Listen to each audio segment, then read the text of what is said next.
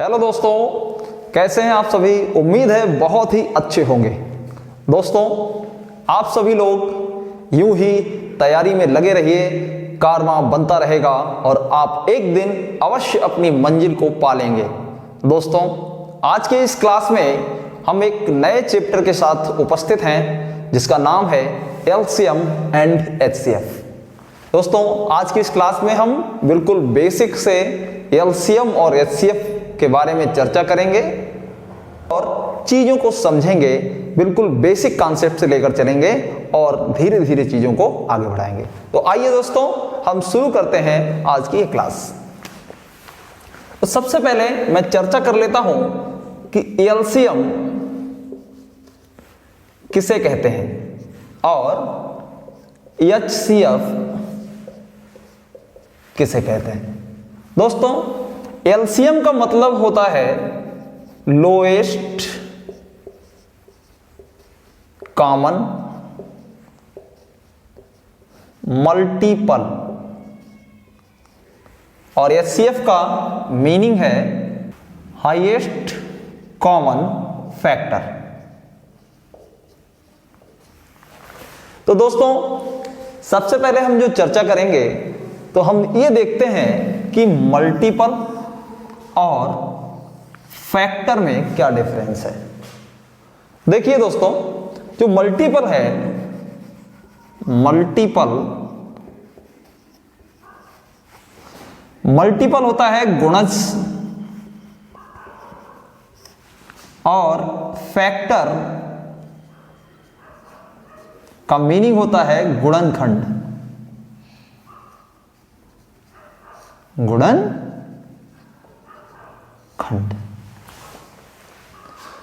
देखिए दोस्तों, multiple means गुणज और फैक्टर मींस गुणनखंड।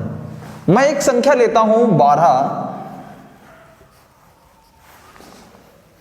अब मैं आपसे कहूं कि 12 के फैक्टर क्या क्या होंगे, तो आप कहेंगे फैक्टर होगा 1, 2, 3, 4, 6 और 12। यही इसके फैक्टर होंगे। अब मैं आपसे कहूं कि 12 के गुणज क्या होंगे, तो आप कहेंगे 12, 24, 36, 48 एंड सो ऑन। तो दोस्तों, हमने क्या देखा कि जो गुणज है वह इनफाइनाइट है, यानी वह जो है फाइनाइट संख्या नहीं है, वो अनंत भी हो सकते हैं। जबकि गुणनखंड जो है वह एक सीमित संख्या है, उसको फाइंड किया जा सकता है। दोस्तों, तो इससे हम क्या देखते हैं कि गुणनखंड हमेशा उस संख्या से छोटा होगा या उसके बराबर होगा, लेकिन गुणज जो है वो उस संख्या के या तो बराबर होगा या उससे बड़ा होगा।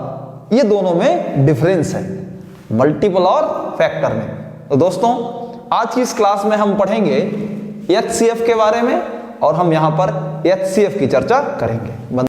दोस्तों, तो देखते हैं, हम सबसे पहले हम चर्चा करेंगे एचसीएफ के बारे में। हाईएस्ट कॉमन फैक्टर कैसे ज्ञात करते हैं, इसके बारे में हम देखते हैं। मैंने दो संख्याएं ली, 12 और 16। तो हमें ज्ञात करना है कि इनका एचसीएफ क्या होगा। तो सबसे पहले हम क्या कर लें, इनके फैक्टर कर लें। 1, 2, 3, 4, 6 एंड 12। ये तो हो गए 12 के फैक्टर।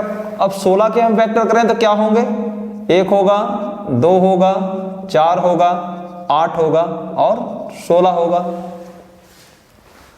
तो देखिए दोस्तों, इन दोनों में कौन कौन सी संख्याएं हैं जो कॉमन मिल जा रही हैं हमें। तो देखिए, कॉमन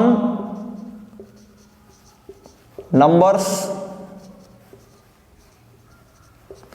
तो कॉमन नंबर्स इसमें क्या है, 1 भी कॉमन है, 2 भी कॉमन है और 4 भी कॉमन हमें मिल रहा है। लेकिन दोस्तों, हमें क्या ज्ञात करना होता है, हाईएस्ट कॉमन फैक्टर, जो सबसे बड़ा फैक्टर हो और जो दोनों संख्याओं में कॉमन हो, वो क्या है, वो है 4।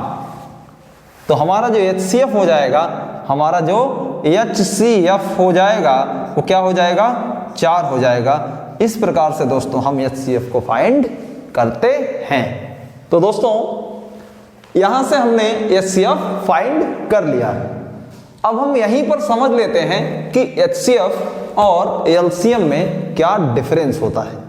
देखिए दोस्तों, वह बड़ी से बड़ी संख्या जो कॉमन हो दोनों में और जो फैक्टर हो दोनों का, वह क्या कहलाएगा, HCF कहलाएगा दोस्तों। यानी वह बड़ी से बड़ी संख्या जिससे 12 और 16 दोनों को भाग दिया जा सके, उसको हम क्या कहेंगे, HCF कहेंगे।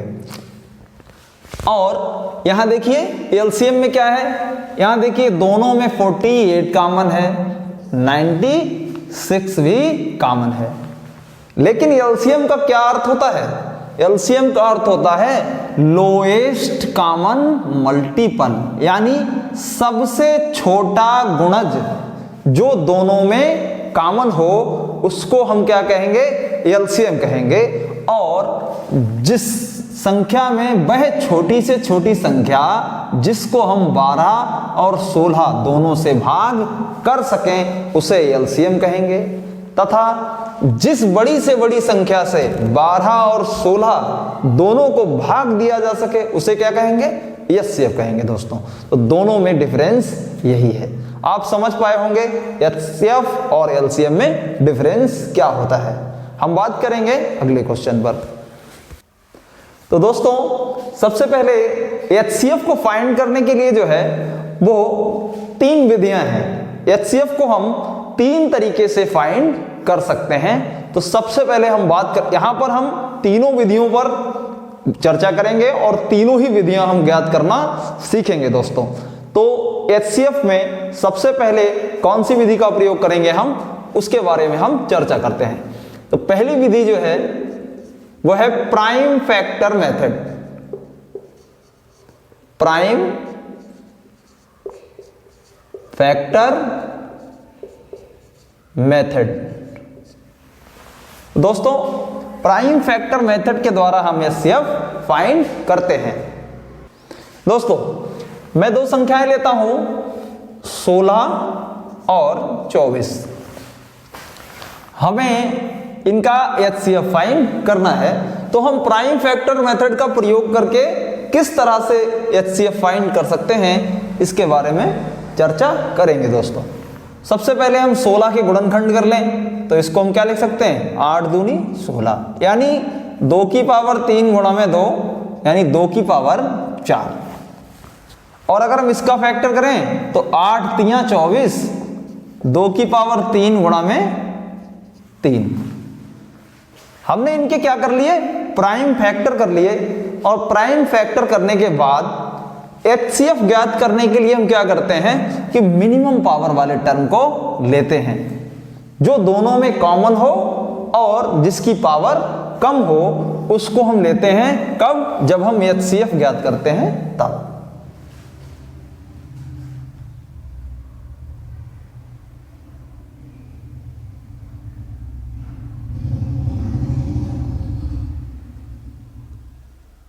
तो दोस्तों यहां पर देखिए जो 2 की पावर 3 है, यहां 2 की पावर 4 है, यहां 2 की पावर 3 है। तो ये लोएस्ट पावर है। तो HCF फाइंड करने के लिए क्या करेंगे, जो दोनों में कॉमन हो और जिसकी पावर कम हो उसको ले लेते हैं। तो यहां 2 की पावर 3 को हमने ले लिया। 2 की पावर 3 क्या होता है, 8। तो ये क्या हो गया, HCF ज्ञात हो गया दोस्तों। तो 16 और 24 का जो HCF है वो कितना है, 8 है। इस प्रकार से हम प्राइम फैक्टर मेथड का प्रयोग करके HCF फाइंड करते हैं। कुछ 1-2 क्वेश्चन के माध्यम से हम और समझ लेते हैं। मान लीजिए मैंने 2 संख्याएं ली 20 और 35। तो हम सबसे पहले क्या करेंगे, 20 का प्राइम फैक्टर कर लेंगे। तो इसको मैं लिख सकता हूं 4 गुणा में 5, यानी 2 की पावर 2 गुणा में 5। 35 को मैं क्या लिख सकता हूं, 5 गुणा में 7। अब देखिए यहां पर इसके 2 फैक्टर प्राप्त हो गए, 5 गुणा में 7। देखिए दोनों संख्याओं में जो कॉमन संख्या है वह क्या है, 5 है, और 5 की पावर 1 यहां भी है और 1 यहां भी है, इसलिए इसका HCF क्या हो गया, 5 हो गया दोस्तों। और कोई भी नंबर आपस में कॉमन नहीं है, तो हम ज्ञात हो गया HCF 5। इस प्रकार से हम HCF ज्ञात करते हैं प्राइम फैक्टर मेथड का प्रयोग करके। तो दोस्तों एक प्रश्न के माध्यम से हम समझेंगे, ये जो प्रश्न है ये प्रतियोगी परीक्षाओं में पूछा गया प्रश्न है, इसके माध्यम से हम HCF ज्ञात करना सीखते हैं। तो प्रश्न हमसे कह रहा है कि यदि x बराबर 2 की पावर 3 गुणा में 3 की पावर 10 गुणा 5 और y बराबर 2 की पावर 5 गुणा में 3 गुणा में 7, तो x और y का मासा ज्ञात करें। यानी हमसे HCF फाइंड करने के लिए कह रहा है। दोस्तों अभी हमने आपको प्राइम फैक्टर मेथड बताया था, तो हम क्या करते हैं, HCF ज्ञात करने के लिए सबसे लोएस्ट पावर ऑफ टर्म को उठाना है और जो दोनों संख्याओं में कॉमन भी होना अनिवार्य है। तो देखिए दोस्तों यहां पर क्या कॉमन है, 2 की पावर 3, यहां है 2 की पावर 5, तो लोएस्ट टर्म है 2 की पावर 3 वाला, गुणा में 3 यहां भी है और 3 यहां भी है, लेकिन यहां पर है 3 की पावर 10 और यहां पर है 3 की पावर 1, यानी 3 की पावर 1 वाले टर्म को हम उठा देंगे। तो इसका HCF हो गया 2 की पावर 3 गुणा में 3, यानी 8 गुणा में 3 बराबर 24। ये क्या हो गया, HCF हो गया दोस्तों। इस तरीके से हम HCF को फाइंड करते हैं प्राइम फैक्टर मेथड का प्रयोग करके। तो दोस्तों अब हम दूसरी विधि पर बात करते हैं कि हम दूसरे मेथड से HCF कैसे फाइंड करते हैं। तो वो दूसरा मेथड है डिवीजन मेथड। दोस्तों डिवीजन मेथड,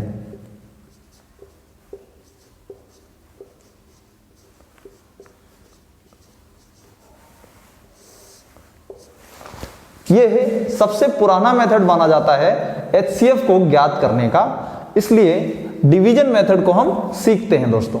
इस पे आधारित बहुत से प्रश्न प्रतियोगी परीक्षाओं में आते हैं। धीरे धीरे चीजों को हम समझेंगे और आगे फॉलो करना भी सीखेंगे दोस्तों।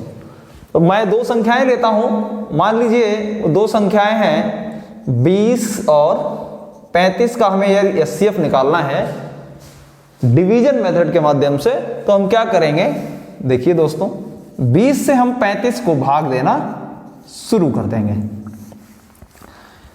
20 से भाग देंगे, कितना बार जाएगा, 1, 20 बचा, 5 आया, 1 आया। क्या करते हैं कि जो भी डिवाइजर है वो डिवाइजर सेकेंड टर्म में जो है वो डिविडेंड के रूप में आएगा, यानी यहां पर हम इसको लिख सकते हैं। इस प्रकार से हम चलते रहेंगे। 15 एकम 15, क्या बचा, 5 बचा। यहां पर जो 15 है वो उठ के कहां आ जाएगा, यहां आ जाएगा अंदर। अब 5 से भाग करेंगे, 5 तियां 15। भाग हम जब तक करते रहेंगे जब तक अंत में हमें क्या ना प्राप्त हो जाए, शून्य प्राप्त ना हो जाए, तब तक हम भाग की इस प्रक्रिया को जारी रखेंगे। और भाग की इस प्रक्रिया में जो अंतिम भाजक होगा, जिससे हम भाग देंगे और शेषफल शून्य प्राप्त होगा, वही क्या होगा, वही हमारा HCF होगा।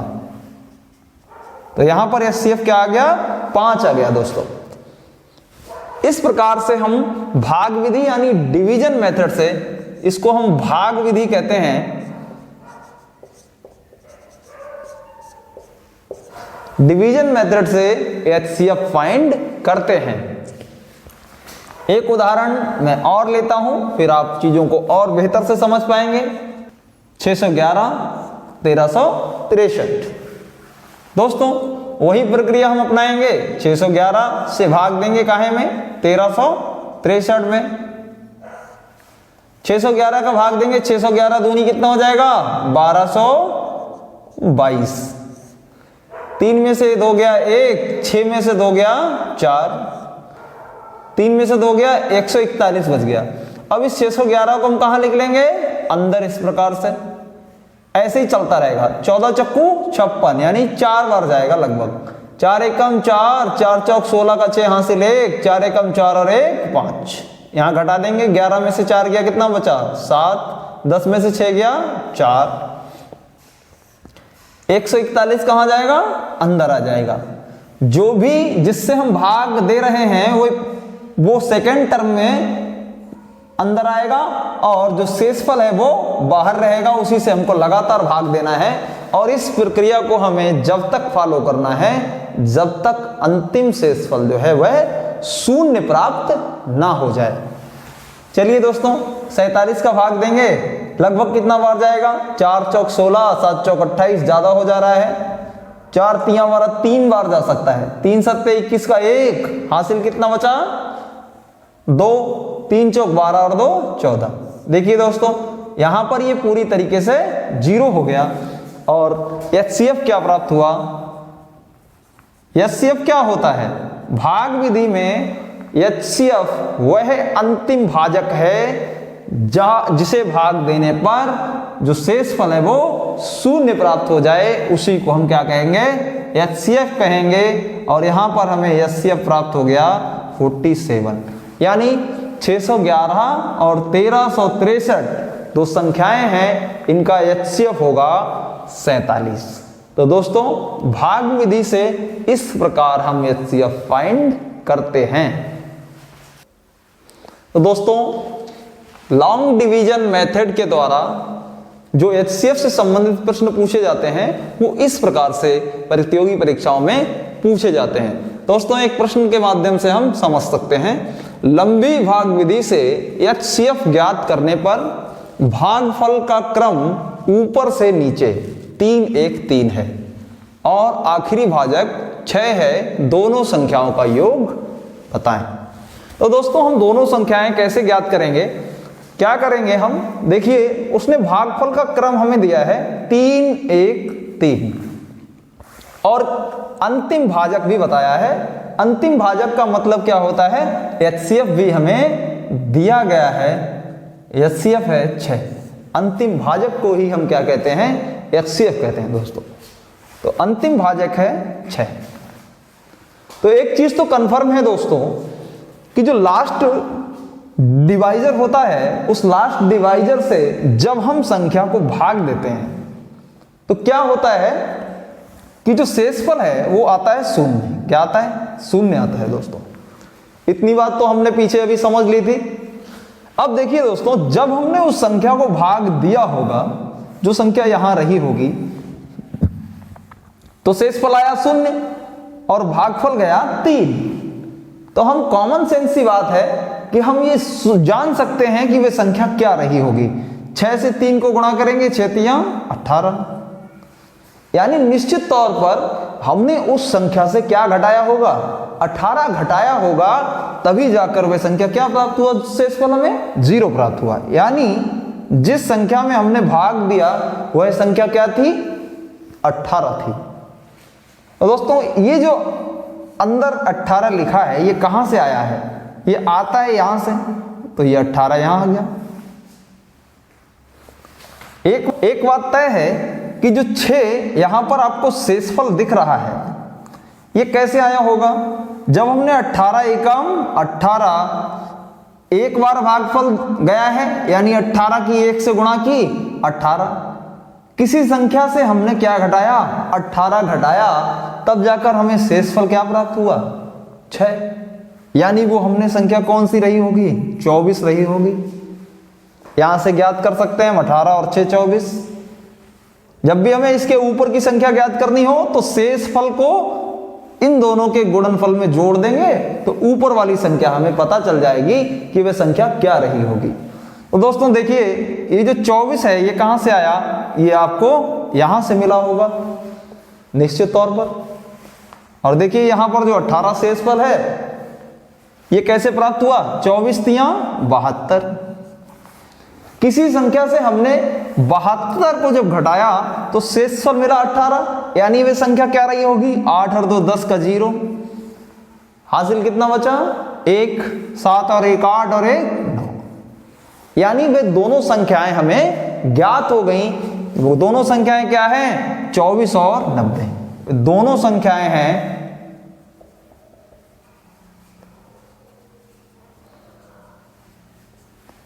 24 और 90।